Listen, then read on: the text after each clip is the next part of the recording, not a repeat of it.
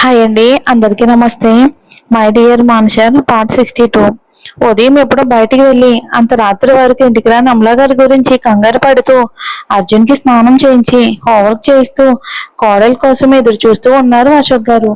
కరెక్ట్గా అప్పుడే ఏడ్చిన దానికి గుర్తుగా ఎప్పుడూ లక్ష్మి కళ్ళతో ఉట్టుపడే కోడలి మొహం కందిపోయి వడిలిపోయి ఉండడంతో అశోక్ గారి మనసు చాలా ఆవేదనకు గురైంది. పైగా ఆవిడ రావడమే డైరెక్ట్ గా గదిలోకి వెళ్ళిపోవడంతో ఆమె బాధపడుతున్న విషయం ఏదో పెద్దదే అని అయితే అర్థం చేసుకున్నారు అశోక్ గారు. అప్పటికే రాజయ్య పనిలో చేరి 2 ఏళ్లు కావస్తుంది. అమలా గారికి ఇంటి పని వంట పని అన్ని తేడా లేకుండా ఆఖరికి అర్జున్కి స్నానం కూడా చేయిస్తూ ఇంట్లో మనిషిలాగే కలిసిపోయాడు అతను. అమలా గారు రాజయ్యని సొంత తండ్రిలాగానే భావించేవారు.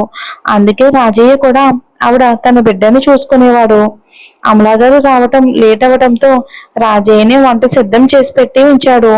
డిన్నర్ చేయడానికి అమలా గారిని పిలిస్తే తలనొప్పిగా ఉంది, నాకొద్దు, మీరు కానివ్వండి అని పంపించేయటంతో అశోక్ గారు అమలా గారి బాధకి కారణం ఏమై ఉంటుందా అని ఆలోచిస్తూనే అర్జున్కి తినిపించి ఆయన తినేసి అర్జున్ ఆ రాత్రికి తన దగ్గరే పడుకోబెట్టుకున్నారు. అటు రూమ్లోకి వెళ్ళిన అమలా గారు రాజయ్య భోజనానికి రమ్మని పిలిచి ఆవిడ రానని చెప్పి పంపించి అక్కడ కూర్చుని ఆ రూమ్లోనే వాళ్ళకి ఉన్న అరవింద్ గారు అర్జున్ కలిసి ఆడుకుంటున్నప్పుడు తీసిన ఫోటో, నా హెల్త్ కండిషన్ గురించి తెలిస్తే మీరేమైపోతారండి, నాకేమైనా అయితే మీతో పాటు అర్జున్ మామయ్య కూడా భరించలేరు. మన అర్జున్ చిన్న వయసులోనే తల్లి ప్రేమకు దూరం అయిపోతాడు. ఇప్పుడు నేనేం చెయ్యాలి అని పాపం అమలా గారు తల బాదుకుంటూ ఏడుస్తూ అలసిపోయి అక్కడే నేల మీద పడుకుండిపోయారు. మరుసటి రోజు ఉదయాన్నే పూజలు పునస్కారాలతో 7 వరకు బిజీగా ఉండే అమలా గారు 9 అవుతున్నా ఇంకా ఆమె రూమ్ దాటి రాకపోవటంతో అశోక్ గారిలో ఏదో తెలియని కంగారు. ఎలాగో అర్జున్ని రెడీ చేసి స్కూల్కి పంపించేసి ఆయన కంగారుగా వెళ్ళి అమలా గారు నా రూమ్ డోర్ తెట్టేసరికి అప్పుడే కాస్త మగతగా కళ్ళు తెరుస్తున్నావిడ ఆ చప్పుడుకి టైం చూసి కంగారు పడుతూ వెంటనే వెళ్ళి ఫేస్ వాష్ చేసుకుని వచ్చి డోర్ ఓపెన్ చేశారు. డోర్ తెరిచిన కోడలి ఉబ్బిపోయిన కళ్ళు, ఎరుపెక్కిన ముక్కు, వాడిపోయిన మొహం చూడగానే ఆవిడ రాత్రంతా ఏడుస్తూనే ఉందని అశోక్ గారికి ఈజీగానే అర్థమైపోయింది. కానీ ఆవిడ్ని అప్పుడేమీ విషయం అడగలేక ఫ్రెష్ అయ్యిరమ్మా, టిఫిన్ చేద్దాం అని అనడంతో ఆవిడిక మారు మాట్లాడకుండా వెళ్ళి ఫ్రెష్ అయ్యి వచ్చి అశోక్ గారితో కలిసి టిఫిన్ చేసి ఆయనకి మాట్లాడే అవకాశం కూడా ఇవ్వకుండా తిరిగి రూమ్కి వెళ్ళిపోయింది. అలా 2 రోజులు ఆవిడ ఇంట్లో పనులు పక్కన పెడితే కనీసం కూడా అర్జున్ని పట్టించుకోకపోవటం కూడా మానేసి తన ఆరోగ్య సమస్యతో సతమతం అవుతూనే ఒంటరిగా అదే రూమ్లో ఉండిపోయారు. కానీ తన బాధ ఇది అని కనీసం ఎవరితోనూ షేర్ చేసుకోలేదు ఆమె. కానీ 3వ రోజుకి చాలా కష్టంగా ఒక నిర్ణయానికి వచ్చిన అమలా గారు ఎప్పట్లాగానే యథావిధిగా లేచి తన పనులు తను చేసుకుంటున్నారు. కానీ ఇంట్లో ఏ ఒక్క పని చేయట్లేదు. ఇక అర్జున్ని పట్టించుకోవటం అయితే మొత్తం మానేశారు. ఇక అర్జున్ని మాత్రమే కాదు, బిజినెస్ పని మీద ముంబై వెళ్ళి తిరిగి వచ్చిన దగ్గర నుండి అరవింద్ గారిని కూడా పట్టించుకోవటం మానేశారు. అసలు ఆయనతో మాట్లాడడమే గగనం అయిపోతుంది. ఆమె నుండి దూరం అరవింద్ గారు కానీ అర్జున్ కానీ అస్సలు తట్టుకోలేకపోయారు. 4 ఏళ్ల అర్జున్ మాత్రం తల్లి ప్రేమ కలమటిస్తూ ఆమె ఒడిలోకి చేరి తినిపించమ్మా, తినిపించు అని అడిగిన రోజులు చాలా ఉన్నాయి.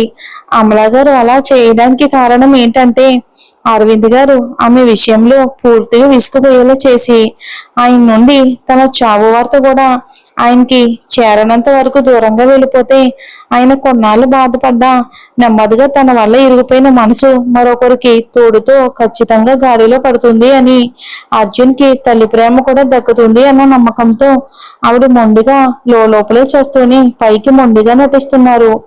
వాళ్ళని బాధ పెడుతున్నందుకు ఆవిడ లోపల ఎంత పెయిన్ తీసుకుంటున్నారో ఎవరి ఊహ కూడా అందదు.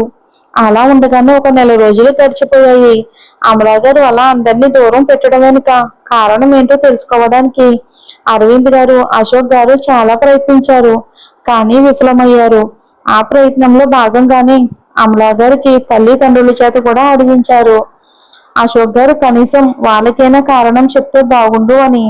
ఆయన కోరుకున్నట్టే ఆవిడ కారణం వాళ్ళకి మాత్రమే కాదు, అందరినీ అసెంబ్ల్ చేసి అరవింద్ గారి నుండి విడాకులు కావాలి అని కొండ బద్దలు కొట్టినట్టు చెప్పారు. అది అరవింద్ గారు ఏ మాత్రం భరించలేకపోయారు. నా తప్పేమైనా ఉంటే చెప్పు, సరిదిద్దుకుంటాను, కానీ నన్ను వదిలి వెళ్ళొద్దమ్మలా అని చాలా ప్రాధేయపడ్డారు. ప్రేమ లేదండి, ఇప్పుడు భార్య కదా అన్న నిర్లక్ష్యం ఎక్కువైపోయింది. నన్ను పట్టించుకోవటమే మానేశారు. పనిలో పడి ఇంట్లో మీకోసం ఒక ప్రాణం ఎదురు చూస్తుంది అన్న విషయం కూడా మీకు గుర్తే లేదు. ఇక మీతో కలిసి ఉండటం నా వల్ల ఏమాత్రం కాదు. నేను మీకు అవసరం లేనప్పుడు సిగ్గు లేకుండా మీకోసం పాకులాడటం నాకు కూడా ఇష్టం లేదు. అందుకే మీ నుండి విడిపోయి నా జీవితం నేను ప్రశాంతంగా ఒంటరిగా బ్రతకాలి అనుకుంటున్నాను అని తేల్చి చెప్పేశారు. ఆమె నుండి ఆ మాటలు ఎక్స్పెక్ట్ చేయకపోవడంతో అందరి మైండ్ కూడా ఫ్రీజ్ అయిపోయింది. చాలా సేపటి వరకు అసలు ఇప్పటి వరకు మాట్లాడింది అమలా ఏనా అన్న ఆలోచనలో ఉండిపోయారు అంతా కూడా. కానీ ముందుగా తేరుకున్న అరవింద్ గారు కళ్ళ నీళ్లతో అమలా గారి చేతులు పట్టుకుని సూటిగా తన కళ్ళల్లోకి చూస్తూ, నిజం చెప్పు అమలా, నిజంగా నాతో నువ్వు విసుకుపోయావా?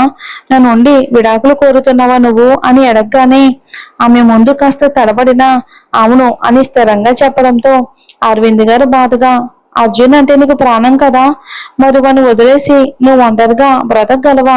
నీ దృష్టిలో నేను కూడా తప్పు చేశాను, మరి వాణ్ణి ఎందుకు శిక్షిస్తున్నావు అని అడిగారు.